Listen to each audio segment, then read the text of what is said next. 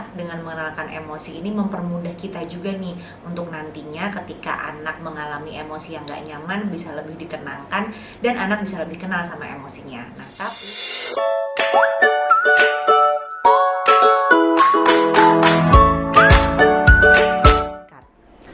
Hai Ayah dan Ibu, kembali lagi dengan saya Saskia Aulia Prima, psikolog dan juga co-founder dari 3 Generasi. Kali ini pembahasannya adalah seputar mengenalkan anak pada emosi.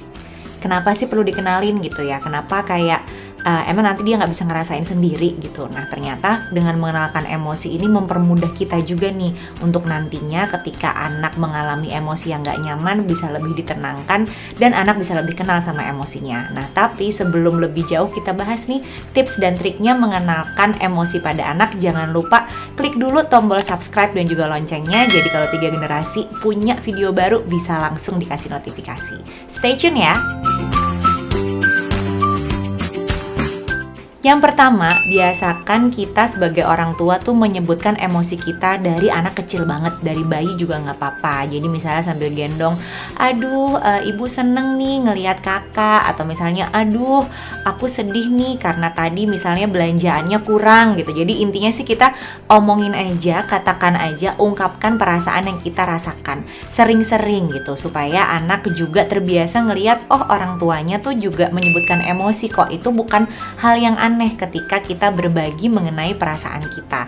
Tentunya ketika nanti kita mengungkapkan perasaan kita juga jangan sampai terlalu berlebihan ya curhatnya, supaya anaknya juga gak ikutan bingung kalau kita sedang berada di emosi yang gak nyaman.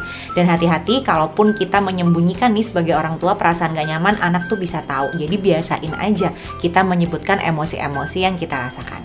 Yang kedua adalah mengenalkan emosi dan ekspresi ke anak sejak dini. Jadi maksudnya gimana? Kita bisa nih ajak anak untuk dari baca buku gitu, atau dari ngobrol, bikin emoticon gitu ya, ajak ngobrol, kasih tahu nih, oh orang kalau sedih gimana, orang kalau marah gimana, kalau jijik, kalau takut, kalau gembira gimana gitu. Nah ini yang memang aku lakukan juga dari anakku sekitar usia setahunan gitu, pas dia udah mulai ngerti obrolan dua arah gitu. Nah ini walaupun belum bisa ngomong ya, tapi udah mulai bisa menangkap nih omongan kita gitu sebetulnya.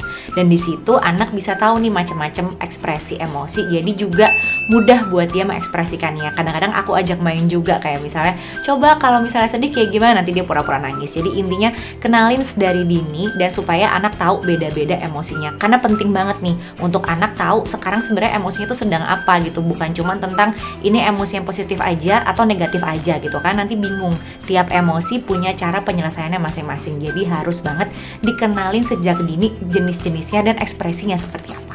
Yang ketiga adalah ajak anak menyebutkan emosinya juga sehari-hari gitu. Jadi misalnya kita kalau anak lagi main kita tanya gitu, kakak seneng gak main? Iya. Oh iya, perasaannya apa? Diulang lagi, seneng ya? Atau seru ya? Atau misalnya dia lagi marah gitu ya, lagi tantrum gitu, kita bisa tanya, kakak kesel ya? Atau kakak marah ya? Atau adek kecewa ya? Jadi dia sebutin. Kalau di anakku nih kejadiannya sekarang dikit-dikit kalau misalnya dia sedih, dia lagi diem, tiba-tiba dia bilang, mami aku kecewa. Nah itu gak apa-apa gitu. Jadi udah bisa ngomong tuh udah oke banget. Anakku umurnya 3 tahun dan dia udah ngerti, oke, kecewa itu apa, sedih itu apa. Jadi sebenarnya semakin kecil kita kenalin, dia semakin bisa membedakan dan dia semakin mudah mengungkapkan. Ini akan membantu banget di fase-fase anak tantrum sekitar umur 1-4 tahun untuk menurunkan nih intensitas tantrumnya gitu, karena dia bisa mengucapkan dengan verbal atau dengan kata-kata perasaan yang dirasakan dia gitu. Jadi mempermudah juga untuk gak dia langsung mukul atau guling-guling terlalu lama, karena bisa meluapkan dengan kata-kata perasaannya seperti apa. Yang terakhir adalah jangan lupa sebagai orang tua kita harus menghargai perasaan anak. Jadi kalau misalnya anak kesel, anak marah, gak apa-apa, kita sebutin balik, kita validasi, kita sebutkan ulang gitu.